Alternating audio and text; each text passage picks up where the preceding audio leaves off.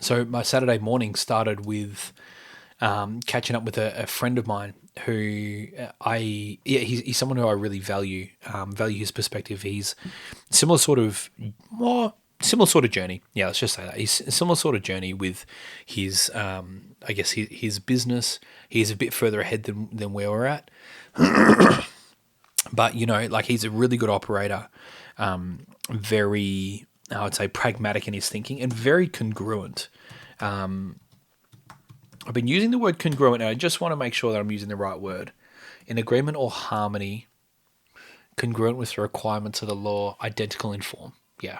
Okay, sweet. So how I understand congruent is when someone is the same person, irrespective of the environment that they're in, and because consistency, I could be consistently one person with Beck, consistently one person with another. And consistency is not congruency, in my opinion, how I understand the two. Congruency is when you are the same person and it doesn't matter the environment you're in. That to me is firstly a trait that I really admire. And anyway, so I get a lot of value out of catching up with this guy. And I was able to, I'm just trying to find the question that he had asked me. And it was a really interesting question, and it kind of led to some, obviously because it was reciprocated back to me as well. And the question that was asked was, when do you see me at my best? And what do you see that I do that it's easier for me than other people, or comes naturally is probably a good way to put it.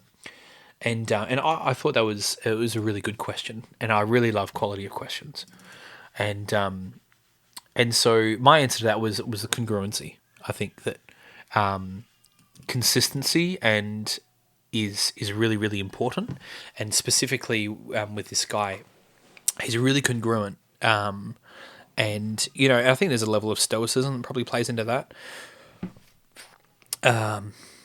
but shows up as the same person, irrespective, and it's a trait that I really admire.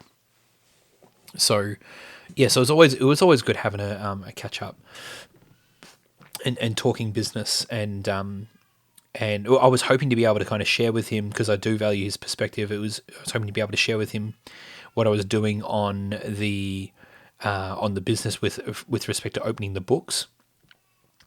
And unfortunately, we weren't able to talk about that much until right at the end. And it is a very controversial topic, because a lot of people think, okay, well, people don't understand, and people don't you don't want to share all this information with your team, and rah rah rah rah rah. But he was asked a lot of really good questions around it, which is cool.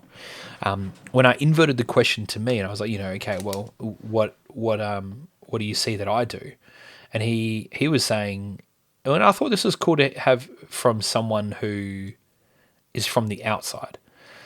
He was saying that I work really well with teams, and I'm at my best when I'm working with people, which is obviously then reflected in this podcast, for instance. Like, I know that I use people as accountability. What do you call it? Accountability devices. I don't know what the right word here is, or maybe not people, but I use what I say to people as my means of accountability. And so, it was something that he'd highlighted, and I was like, yeah, I see that. And I think there's a few other things like that are subtext to that. And, like, why do I work better with people? It's probably a specific value that I've got and everything else. But yeah, anyway, it was a good way to start the morning. And typical, went for a few hours. Ended up with chafing because we just walked and talked and everything else. So anyway, I came home, and Lexi, hang on, sorry, I just saw my notes, and my notes doesn't quite make sense. What she wants to... Oh, yes, that's right. So Lexi said, so she's been saving money. So for context, Beck and I have a rule that we don't give our kids pocket money. Chores are part of existing. You tidy up your bedroom, because if you don't look after your stuff, that tells us you don't care about it. We're going to give it away or throw it in the bin. And that's our rules with the kids. if you don't look after your things, if you neglect them, or if you leave them out and you don't actually look after your room and stuff, we will end up either giving them away or going to throw them in the bin, because it tells us that you don't actually care for them. And so we don't give the kids pocket money. We don't. There's the things that you do day to day. You don't get paid for that. That's called existing. But if you want to make money, we will be your biggest champions. 100%. I will back you 100% if you want to make money, and I will teach you how to create value that people want to buy. And that's been our whole premise. So it started with, for those who aren't familiar with the story, it started with lemons. So we got a lemon tree out the back. The kids bought lemons, went and sold them to some restaurants in town.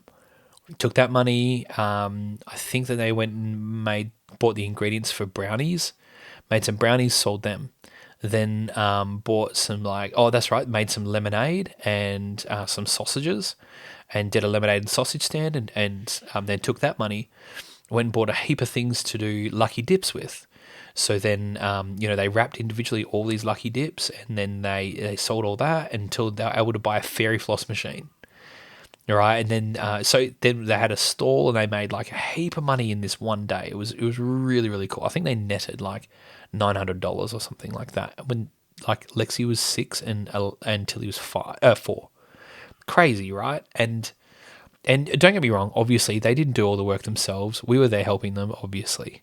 And but this is the thing: is if they want to do this, we'll champion them 100%. We're not just going to be like, nah, you do it.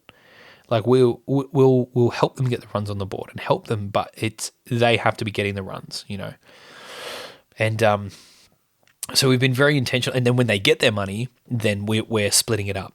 Savings, like long term. So they said that they were like, what do you want to save for? And for the last probably 2 years since they started talking about it, they want a rainbow house on the beach. And we're like, oh, okay, like a literal house, like a genuine, like an actual house on the beach. Like, yeah, we're like, cool. That's the thing. It'll probably be like a 10 or 15 year goal. I don't know. Who knows? Maybe more. And that's their thing. They want a rainbow house on the beach. And I was like, sweet. So, and it hasn't left. It's so cool. So they've got this rainbow house on the beach they want to work for. And we were like, cool. So a very, very, very significant part of their money goes to that savings. And we've got a separate account. We plonk it in there, and that's their money that they save. Then, they've got money that they give with, and then they've got money that they spend with. And so anyway, so Lexi, she obviously they've bought things in the past, and Lexi said to me, she's like, I want to go buy a teddy. And I was like, okay, interesting, Lexi. Like, why do you want to go buy a teddy? And she was like, oh, well, like at first my thought was like you don't need another teddy. Like you've got so many. And I was like, well, actually, you know what, Lex? Because just like I explained to her yesterday, and this is a little bit hypocritical straight off the bat for me, was that I said to her, with respect to the girl that was telling her that she pretty much she's a subordinate to this other girl. I said, the lesson was why. I asked the question why, and I told her, I was like, the most important question you can ever ask is why, ever. And she was like, okay. And so I said to her, she was like, I want to buy a teddy. And I was like, okay, cool. I was like, do you remember what the most important question is? She said, just like a smile came across her face. She's like, why? I was like, great. I was like, why, baby? And it was so cool. What came up was so beautiful. And she said, she was like, well, I love the feeling of the soft teddies, and I've got this other teddy and its eyes glow. I've got this other teddy, and if I leave it out, then when I wake up during the night, I can grab it and pull it into my bed, and it's really, really cold, and I love holding it.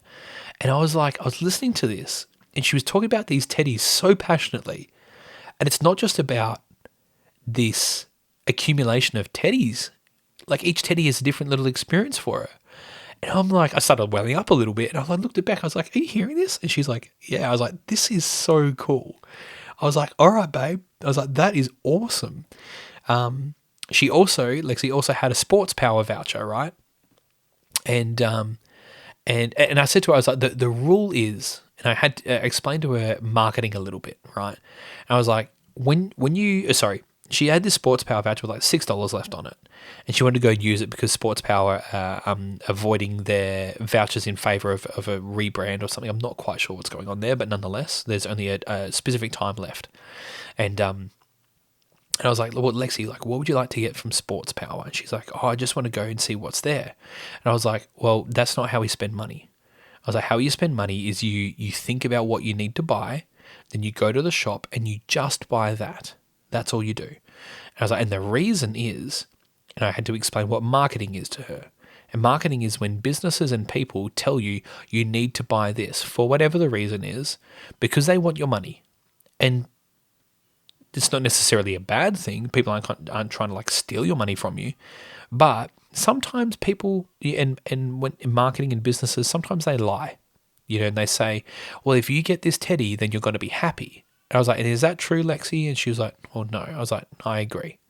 A teddy doesn't make you happy, so I was like, so I'm happy for you to spend your money, but you have to think about what you want and then go and buy that rather than going into the shop and then spending whatever you see. And she was like, okay. I was like, so when you go to Sports Power, what would you like to buy? And she says, I'd like to buy a kettlebell. Crazy. I was like, a kettlebell? She's like, yeah, and I've got a kettlebell out the back, and very rarely do I do any training with it. But Beck and I were talking about there's this VO2 max increase. There's a like a training method, if you will, that's designed to increase your VO2 max, which increases your cardiovascular fitness, because usually your cardiovascular fitness is what limits you, not necessarily your muscular fitness, right? And so the whole methodology is focus on increasing your VO2 max before you start trying to train your muscles. And so we're talking about kettlebell swings and all these different methods with kettlebells, and Lex was curious, so I showed her, and she was now that we've been exercising, Beck and I've been hitting the gym, and Lexi's keen to do it too, and it's just really cool. As a side note, it's really cool watching the trickle down effect of discipline and behavior and that in the family. Like it's awesome, and so.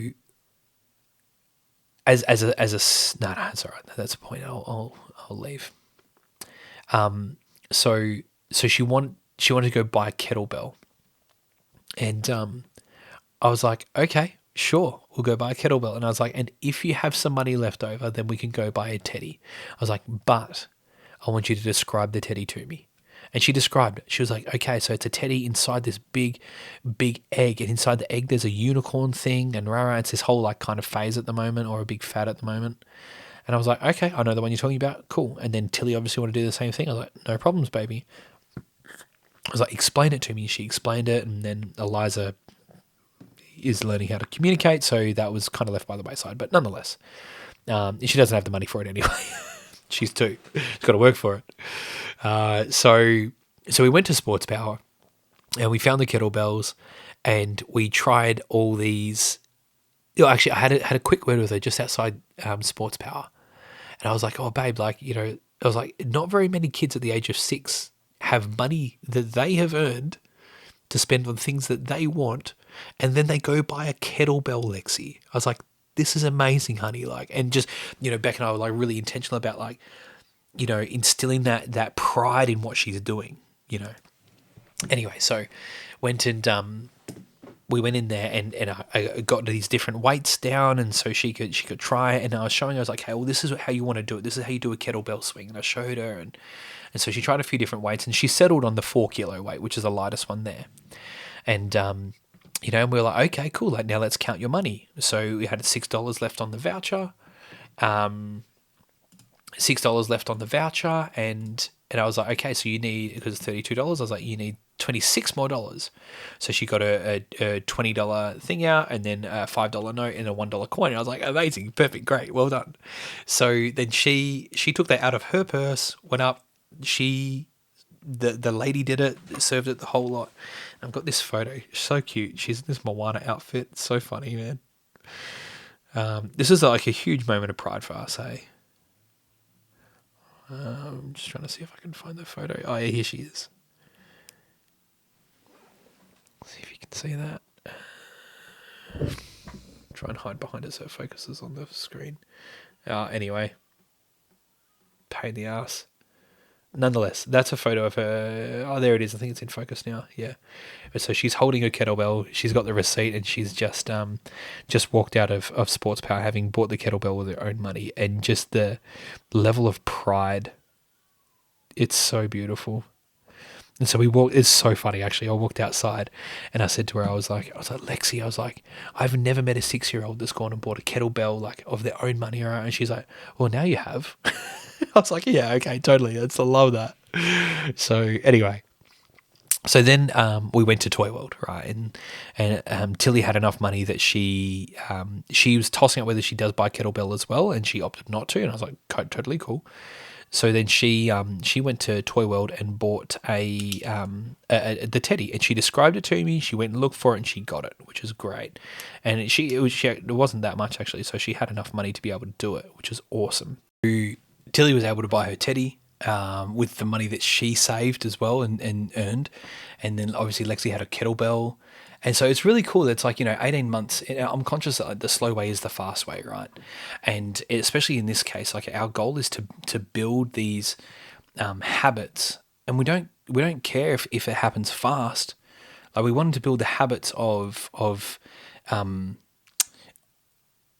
saving, of learning how to earn money, learning how to sell to people, like the whole lot, and to make it fun. Like this is fun, and that's something that we're excited about, And it's like, okay, now they're starting to see the fruit of their labor, which is awesome, So, and we're halfway through making this cart for their fairy floss machine, so then they can hire the cart out, so they can start making some passive income, and it's really cool.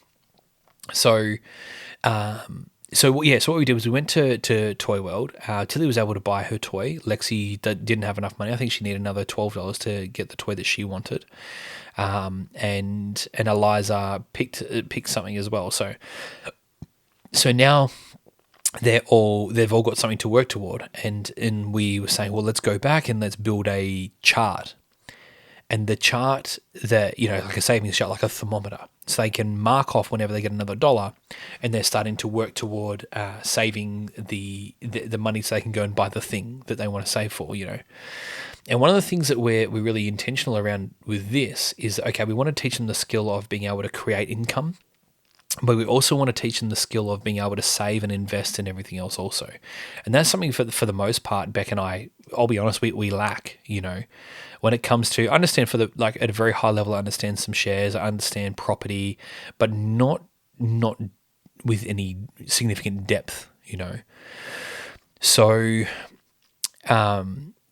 and I understand the principles, but I don't understand the specific industries and the property industry and the share markets and all these sorts of things. So, much less like commodities and rare earths or bloody crypto and stuff like that. Like I really don't understand those. So we're wanting to work on this, but then starting to work on the other areas also for the kids. So it's normalized. It's normal for them to be investing and building this wealth. And as well, I'm conscious that it doesn't abdicate us from needing to set the example, and but we're still at the point that we're building the business which creates the cash flow. So, yeah. So going back to that book, Influence with Tali Sharrett, one of the things that I'm conscious around, and again it goes back to the marshmallow experiment, is to make sure that our girls have a future that is certain. One of the things, they can trust the future. One of the things that we're very intentional with is making sure that we follow through on the things that we say, even when those things are. If we say something, we have to follow through with it. Otherwise, we're not people of our word, and that's a problem. So that's been something that we've been very, very intentional with, is making sure that we're. If we do something positively or negatively, if there's a consequence, then they get the consequence. If there's a positive thing, then they get the positive thing. But both ways, making sure that we do what we say we're going to do, and because we want the kids to be able to trust the future, not us. Trust that, I guess we are emblematic of the future right now while they're still learning how to understand things. But eventually we're not going to be around. We're not going to be there. They're going to go start their own lives. And we want them to be able to implicitly have this belief that what is promised in the future is there, you know. And it doesn't mean that that they should believe everything that everyone says. And obviously we're going to teach them how to discriminate against what is, you know, truth and lies and all that sort of stuff, right? But specifically around goal setting is teaching them actually, you know what, setting goals is safe, you know. And so anyway, so what we did was we took a photo of each of the kids with their thing that they wanted, and we said, okay, we'll go home and you draw up like a little savings chart, and you guys, every time you earn another dollar, you can color that in, and they're like, yeah, they love craft anyway. So yeah, so that was really, really cool. So we came home and as well, I was super, super proud of that. Hey, yeah, really, really proud of the decisions that our girls have been making. Yeah, it's really, really cool. So yeah, it was really cool actually. We came home and it was time for the kids to have a nap, and so Lex took her. Oh, so good. She took a kettlebell to bed, and you know, she was introducing a kettlebell to all her teddies and stuff, and it was the funniest thing ever. Eh? I love kids.